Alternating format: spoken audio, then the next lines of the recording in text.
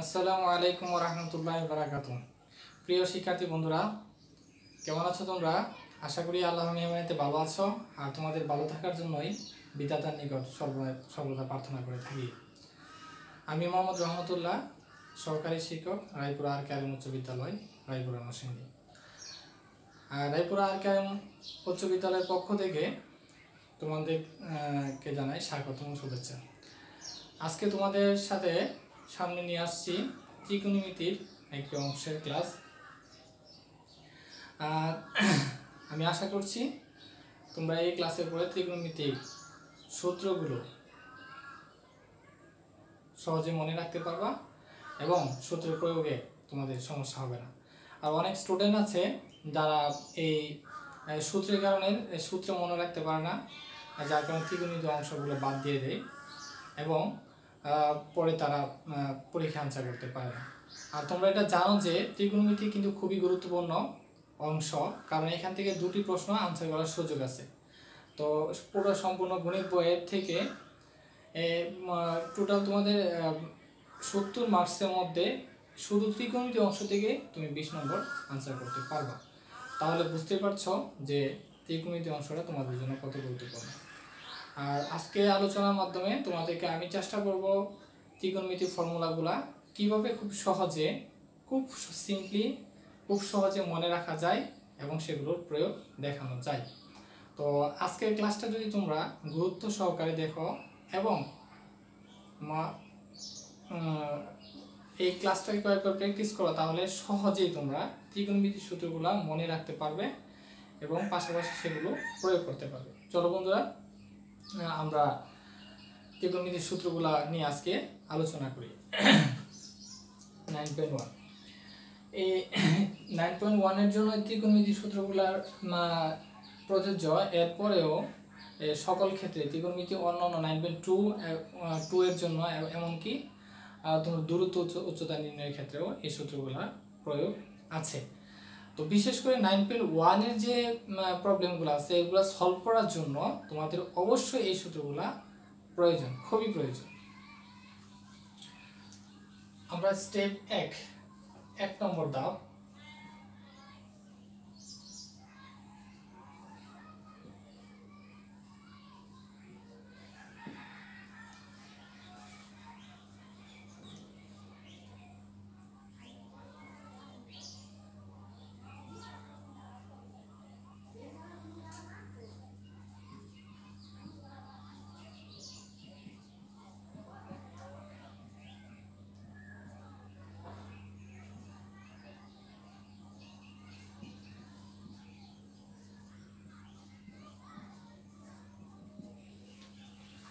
বন্ধুরা লক্ষ্য করো, তোমাদের জন্য আমি প্রথম ধাপে 1 নম্বর ধাপে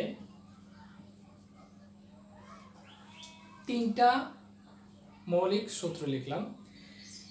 এই 3টা হচ্ছে আমাদের মৌলিক সূত্র, মেইন সূত্র। এইখান থেকে মানে স্কয়ারের হচ্ছে 3টা সূত্র, মূলত স্কয়ারের 3টা সূত্র আছে। sin square theta plus cos square theta = 1, cosec square theta minus cot square theta = 1 এবং sec square theta minus tan square theta = 1। এই 3টা হচ্ছে আমাদের স্কয়ারের, বর্গের স্কয়ারের মৌলিক সূত্র। এই 3টা সূত্র যদি তোমরা মনে রাখতে পারো, তাহলে এই 3টা থেকে আরো প্রতিটা সূত্র থেকে আরো 2টি করে সূত্র তোমরা তৈরি করে নিতে পারবা। আর তোমাদের কনফিউজড হওয়া লাগবে না যে আসলে সূত্রগুলা রাইট কি না। যদি তোমরা এই 3টা সূত্র মনে রাখতে পারো, বাকি সূত্রগুলো তোমরা খুব সহজেই মনে রাখতে পারো। তো দেখো, খেয়াল করে বন্ধুরা, sin square theta plus cos square theta, প্রথম যে সূত্রটা এটা হচ্ছে প্লাস এর = 1, আর বাকি যে দুইটা আছে সেটা হচ্ছে মাইনাস এর। তো আমরা প্রথম সূত্র থেকে যদি কাজ করি, বা sin square theta = cos square theta যদি আমরা ওই পাশে নিয়ে যাই 1 মাইনাস cos স্কয়ার থিটা, বা আমরা যদি এই cos স্কয়ারটা বাম পাশে রাখি, sin স্কয়ারটা ডান পাশে নিয়ে যাই, তাহলে মাইনাস হবে। খেয়াল করে দেখো কত সহজেই এই সূত্র থেকে আমরা দুটি সূত্র তৈরি করলাম। এটা কিন্তু শুধু খুব সহজে করা যায়। আমরা প্রথম যদি সাইন স্কোয়ারটাকে বাম পাশে রাখি, কস স্কোয়ারটা ওই পাশে নিয়ে যাব, তাহলে নতুন একটা সূত্রের রূপ হবে, সেটা হবে সাইন স্কোয়ার থিটা সমান হচ্ছে 1 মাইনাস কস স্কোয়ার থিটা।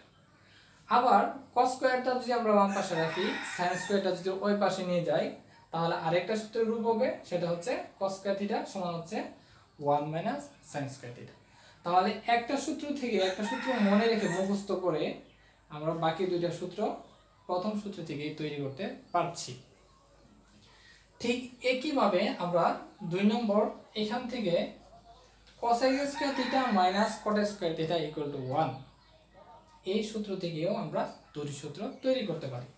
যেমন cosec square theta equal two এই cotটা ওই পাশে গেলে এখানে মাইনাস আছে, বাম পাশে ডান পাশে গেলে কি হবে, প্লাস হবে।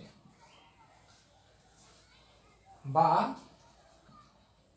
যদি আমরা cot স্কয়ারটা ওই পাশে নিয়ে যাই, তাহলে cosec square theta equal two 1 plus cot square theta. আমরা যদি তোমরা এটা একবার লিখেছি আমরা, যদি cotটা যদি আমরা ওই পাশে রাখি, 1টা যদি এই পাশে নিয়ে আসি, তাহলে cosec স্কয়ার থিটা 1টাই পাশে নিলে হবে -1 আর cotটা নিলে হবে কি প্লাস cot স্কয়ার থিটা। তাহলে আমরা cosec square theta minus cot square theta equal two 1 এই সূত্র থেকে দুটি সূত্র তৈরি করতে পারছি।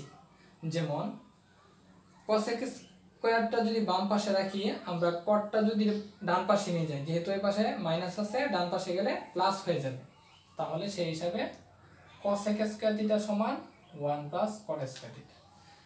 আবার যদি cosec স্কয়ারটা এই পাশে রাখি, 1টা যদি ওই পাশ থেকে এই পাশে নিয়ে আসি, 1টা যদি এই যে এই লাইন থেকে যদি আমরা এই লাইনে কাজ করি, এই যে এই লাইন থেকে এই লাইনে, আবার এই লাইন থেকে এই লাইনে যদি কাজ করি, তাহলে চিন্তা করো, তাহলে আমরা কত সহজে তৈরি করতে পারছি।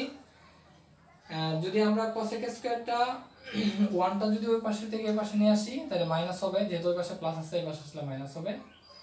আর cotটা যদি ওই পাশে নিয়ে যায়, তাহলে হলো কি প্লাস হয়ে গেল। তাহলে এই মূল সূত্র থেকে আরো আমরা দুটি সূত্র শুধু ক্যালকুলেশনের মাধ্যমে তৈরি করতে পারছি।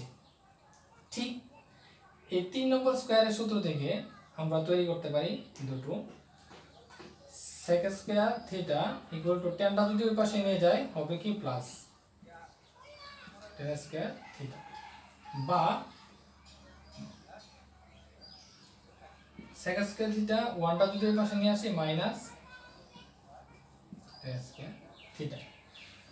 তো তিনটা মৌলিক সূত্র থেকে স্কয়ারের আমরা আরো 6টা সূত্র তৈরি করতে পারতেছি।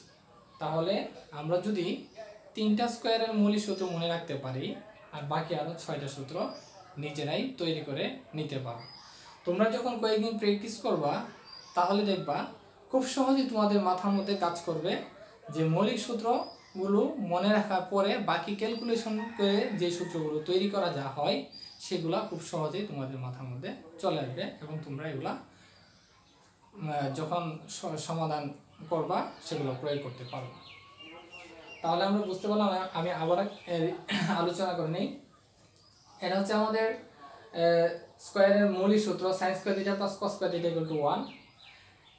এটা যদি মনে রাখতে পারো, বাকি দুইটা ক্যালকুলেশন করে বের করতে পারবো। অর্থাৎ sin স্কয়ারটা যদি আমরা বাম পাশে রাখি, তাহলে cosটা যদি আমরা ওই পাশে নিয়ে যাই মাইনাস হয়ে যাবে, যেহেতু এখানে প্লাস আছে মাইনাস হবে। তাহলে sin স্কয়ার থিটা সমান 1 মাইনাস cos স্কয়ার থিটা হলো। আবার একইভাবে cos স্কয়ার থিটা যদি আমরা বাম পাশে রাখি, সাইনটা যদি ওই পাশে নিয়ে যাই মাইনাস হবে, তাহলে cos স্কয়ার থিটা সমান হচ্ছে 1 মাইনাস sin স্কয়ার থিটা। ঠিক একইভাবে cosec square minus cot square theta equal two 1 এই যে মৌলিক সূত্রটা আছে, এখান থেকে ক্যালকুলেশন করে আমরা এই দুটি সূত্র বের করতে পারি। cosec স্কয়ারটা যদি আমরা বাম পাশে রাখি, cotটা ওই পাশে নিলে প্লাস হবে, যেহেতু এই পাশে মাইনাস ছিল, তাহলে cosec স্কয়ার থিটা সমান হচ্ছে 1 প্লাস cot স্কয়ার থিটা। আবার 1টা যদি এই পাশে নিয়ে আসি, এখান থেকে যদি মানে cosec স্কয়ার থিটা 1টা এই পাশে নিয়ে আসলে মাইনাস হবে, ইকুয়াল টু কি থাকে cot স্কয়ার থিটা। অর্থাৎ cosec square theta -1 equal to হচ্ছে cot স্কয়ার থিটা। ঠিক 3 নম্বর সূত্র থেকে sec square theta minus tan square theta equal two 1। এখান থেকে যেভাবে আমরা দুটো সূত্র তৈরি করেছি কাজ ক্যালকুলেশন করে, ঠিক এই সূত্র থেকে আরো দুটো সূত্র তৈরি করতে পারবো। তো sec স্কয়ার থিটা যদি আমরা বাম পাশে রাখি আর tanটা যদি আমরা ডান পাশে নিয়ে যাই, যেহেতু tanটা মাইনাস আছে ডান পাশে গেলে প্লাস হয়ে যাবে, অর্থাৎ sec স্কয়ার থিটা সমান হচ্ছে 1 প্লাস tan স্কয়ার থিটা। ঠিক 1টা যদি ওই পাশ থেকে এই পাশে নিয়ে আসি তাহলে মাইনাস হবে, যেহেতু 1টা প্লাস আছে, তাহলে sec square theta minus 1 equal to কি tan স্কয়ার থিটা। তিনটা স্কয়ারের বেসিক সূত্র থেকে আমরা আরো 6টা সূত্র তৈরি করতে পারতেছি। অনেক স্টুডেন্ট আছে যে এই সূত্রগুলা পরের ধাপের বেসিক সূত্রের পরের ধাপের সূত্রগুলা মনে রাখতে পারে না, ওরা মুখস্থ করে না বুঝে মুখস্থ করলে কি হয়, সেগুলা তারা চিহ্ন মানে উলটপালট করে ফেলে। পাশাপাশি ত্রিকোণমিতিক অনুপাতগুলো যেখানে কজের জায়গায় সাইন হবে নাকি কস হবে নাকি সেক হবে নাকি ট্যান হবে, এই ধরনের কনফিউশনে তারপরে সূত্রগুলা সঠিকভাবে প্রয়োগ করতে পারে না। তো আমি আশা করছি তোমরা আজকের এই আলোচনার মাধ্যমে তিনটা স্কয়ারের বেসিক সূত্র মনে রাখার পরে বাকি 6টা সূত্র যদি তোমরা ক্যালকুলেশনের মাধ্যমে বের করতে পারো তাহলে সহজেই এগুলো তোমরা যখন অঙ্ক করবা তখন প্রয়োগ করতে পারবা, তোমাদের আর কনফিউজড হতে হবে না, তোমরা সহজে অ্যাপ্লাই করতে পারো। তো এটাই হলো আমাদের প্রথম ধাপ। এখন আমরা দ্বিতীয় ধাপে কাজ করব। দ্বিতীয় ধাপ হচ্ছে উল্টা সূত্র। আমি যখন ত্রিকোণমিতি নবম অধ্যায় 9.2 নিয়ে আলোচনা করেছিলাম তখন উল্টা সূত্রগুলো তোমাদের হালকা আমি টাচ করেছিলাম। আজকে আবার ক্লিয়ারভাবে উল্টা সূত্রগুলো দেখাবো। সেটা হচ্ছে 1 নম্বর sin theta equal two 1/cosec theta. সাইনের উল্টা হচ্ছে cosec, কোনটা কার উল্টা সেটা নিয়ে আলোচনা করেছিলাম। ডিগ্রির মান বের করার জন্য সাইনের মানটা যখন পাওয়া যায় তখন সাইনের মানকে উল্টা দিলে cosec পাওয়া যায়, অর্থাৎ সাইনের উল্টা হচ্ছে cosec, সাইনের উল্টা হচ্ছে cosec। তো 2 নম্বর হচ্ছে tan এর উল্টা হচ্ছে cot, এবং 3 নম্বর cos এর উল্টা হচ্ছে sec থিটা। sin এর উল্টা হচ্ছে cosec, tan এর উল্টা cot এবং cos এর উল্টা হচ্ছে sec। কোনটা কার উল্টা সেটা মনে রাখতে হবে উল্টা সূত্রগুলো, তাহলে তোমাদের আর সমস্যা হবে না। তো এখান থেকে আমরা যদি আমরা তৈরি করে নেই যে cosec থিটা যদি লিখি তাহলে 1/sin থিটা হবে, কারণ আমরা জানি sin হচ্ছে cosec এর উল্টা। যখনই cosec হবে তখন sin উল্টে যাবে 1/sin হবে, যখন sin হবে তখন cosec উল্টে যাবে অর্থাৎ 1/cosec হবে। এই উল্টা সূত্রগুলো তোমাদের মাথায় রাখতে হবে, কোনটা কার উল্টা সেটা মনে রাখলে সূত্রগুলো তোমরা সহজেই লিখতে পারবে। tan এর উল্টা হচ্ছে cot, তাহলে tan থিটা সমান 1/cot থিটা। cos এর উল্টা হচ্ছে sec, তাহলে cos থিটা সমান 1/sec থিটা, অথবা sec থিটা সমান 1/cos থিটা। কোনটা কার উল্টা সেটা যদি তোমরা মাথায় রাখতে পারো তাহলে এখান থেকে তোমরা নিজের সূত্র তৈরি করে নিতে পারবে এবং খুব সহজেই তোমরা এগুলো অঙ্ক করার সময় অ্যাপ্লাই করতে পারবে। আর বিশেষ একটা সূত্র আছে, সেটা হচ্ছে tan থিটা সমান হচ্ছে sin theta by cos theta. tan theta সমান হচ্ছে sin theta by cos theta. এই সূত্রটা হচ্ছে সাইনের ভগ্নাংশের ক্ষেত্রে উপরে এবং নিচে দুটোটাই মান থাকে। আমরা জানি tan থিটা সমান 1/cot, কারণ tan হচ্ছে cot এর উল্টা।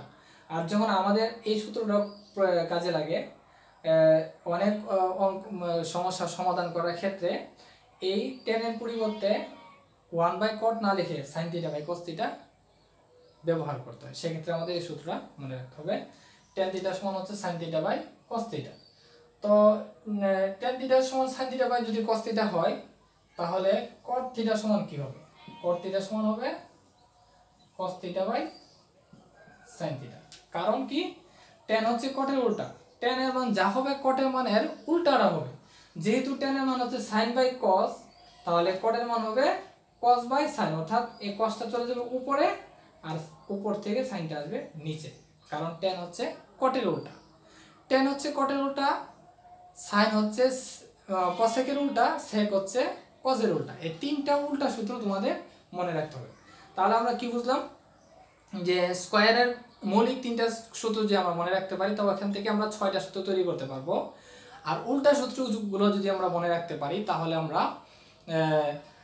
কোনটার পরিবর্তে কী হবে সেটা আমরা লিখতে পারবো। অর্থাৎ সাইন হলে উল্টা কী হবে, সাইন হলে এর উল্টা হবে কসেক, বা টেন হলে এর উল্টা হবে 1/cot। এভাবে উল্টা সূত্রগুলো আমরা মনে রাখতে পারলে, এবং স্কোয়ারের বেসিক সূত্রগুলো যদি মনে রাখতে পারি, আর বিশেষ করে টেনের সূত্রটা যদি মনে রাখতে পারি, তাহলে ত্রিকোণমিতির সূত্রগুলো আমরা সহজেই মাথায় আয়ত্তে রাখতে পারবো, এবং এগুলা ব্যবহার করে আমরা বিভিন্ন প্রবলেম সলভ করতে পারবো। আশা করছি তোমরা এই ক্লাসটা যদি মনোযোগ সহকারে দেখো, তাহলে তোমাদের ত্রিকোণমিতি সূত্রের আর সমস্যা হবে না। আর সূত্রের সমস্যার কারণে অনেক স্টুডেন্টরা এই ত্রিকোণমিতি অধ্যায়গুলো বাদ দিয়ে দেয়, এগুলো করতে চায় না, সূত্রগুলো মনে থাকে না, ভুলে যায়, একটা জায়গায় একটা লাগায়। এই কারণে তোমাদের অবশ্যই ত্রিকোণমিতিক 9.1 থেকে নিয়ে এর পরবর্তী চ্যাপ্টারগুলো করার জন্য এই বেসিক সূত্রগুলো মনে রাখতে হবে। আর যদি তোমরা টেকনিক্যালি এই সূত্রগুলো মনে রাখতে পারো, তাহলে তোমরা খুব সহজেই সমস্যার সমাধান করতে পারবে। তো বন্ধুরা, আজকের মতো এখানেই। আমি যখন নেক্সট ক্লাস করব, তখন এই সূত্রগুলো কিভাবে ব্যবহার করতে হয় অঙ্কের মাধ্যমে, এবং খুব সহজে কিভাবে অঙ্কগুলা সমাধান করা যায় এই সূত্রের মাধ্যমে, আমি পরবর্তী ক্লাসে দেখাবো। আজকের মতো এখানেই শেষ। ভালো থেকো বন্ধুরা।